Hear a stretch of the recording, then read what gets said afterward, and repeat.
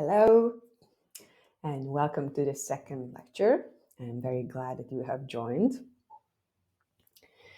I hope that you had the chance to also try out some of my suggestions for the previous class. This time we're also going to have some ideas on what to focus on till the next class.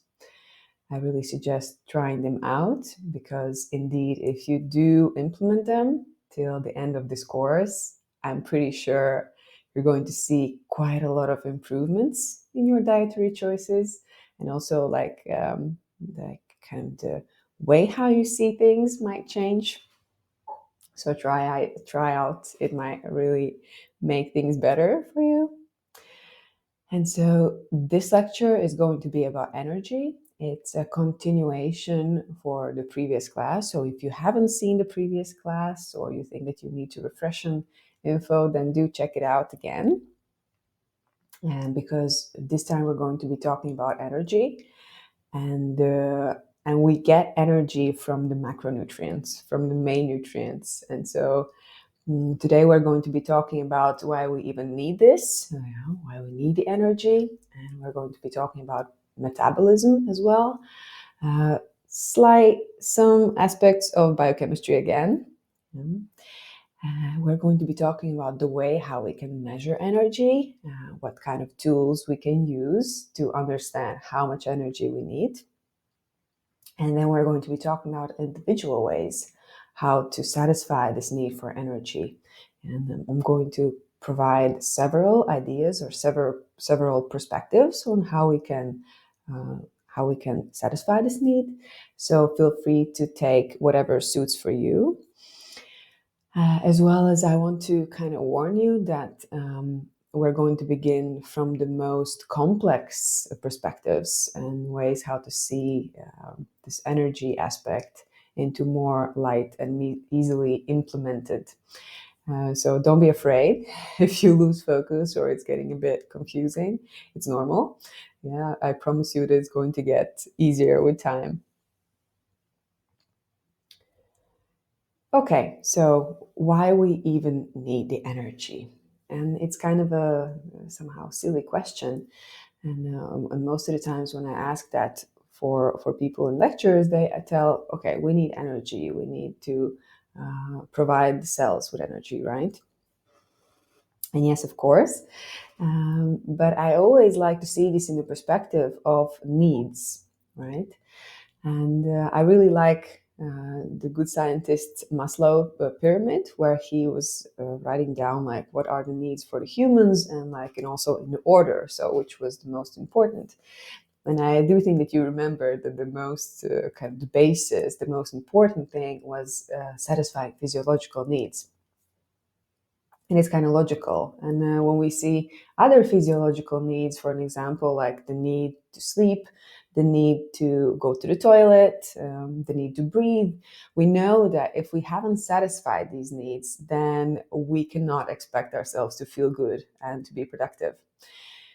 And I always give an example of, for an example, imagine that you haven't slept the night, but you need to go to work and you're working and you're just, not really being there and wanting to be at home in bed. And you're like constantly just thinking about, oh, I just can't wait to take a nap and to just take a rest. And so you're not feeling well at that moment. We all know that.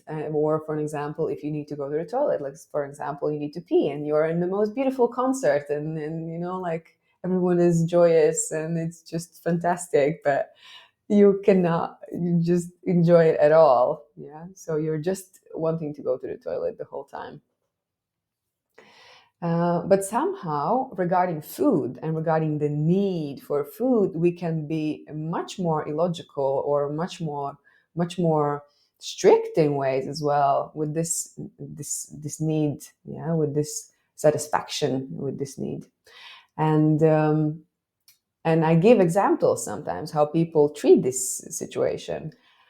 For an example, often people be like, yeah, I'm hungry, but I just ate, so I'm not going to eat. So it's like, I need to pee, but I already went to the toilet recently, so I'm not going to go to pee. or we're not wondering ourselves when we sleep longer if we haven't slept enough before. So people are, but with food, for an example, people cannot eat more because they think like, oh, it's too much, although they haven't eaten for a long period of time, or the previous meal was really small, but they restrict oftentimes.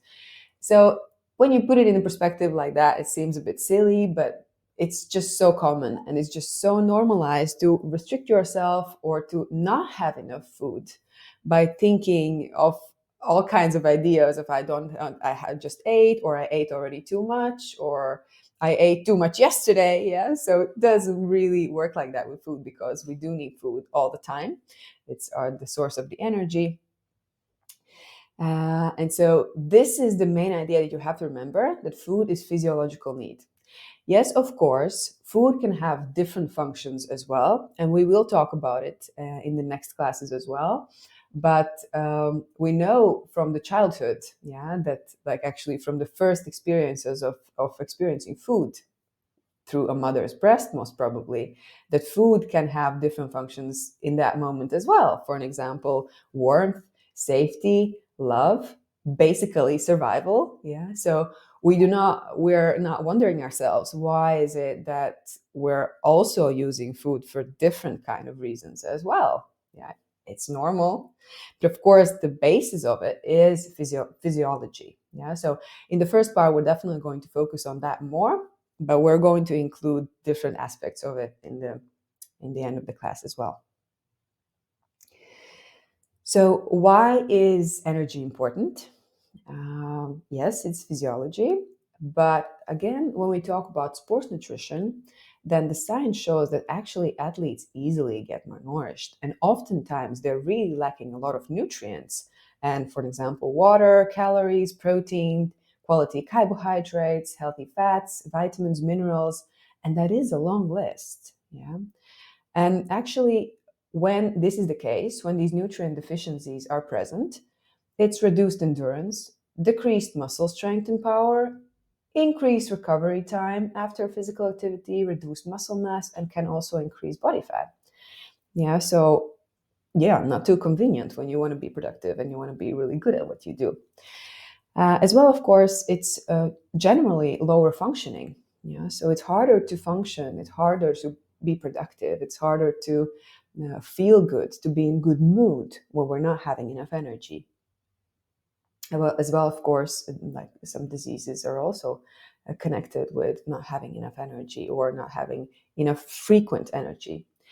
And also strange eating behavior. This is my most favorite topic, but people are sometimes really curious. I don't understand why I overeat, why I'm craving food all the time, why I binge eat, why I'm constantly thinking about food. It is not normal behavior. We should not be thinking about food all the time, and it should not be a problem in social life, like that we cannot go out because we're worried about what's going to be served for dinner there, right? And so I have to tell you that most of the times it's very much connected with satisfying physiological needs. And it does wonders when people do satisfy their physiological needs. Most of the strange behavior just goes away, just like that. So that's why I think that this lecture is super, super, super important. And this is your main task, to find ways how to satisfy your physiological need for food. We'll talk how to do that.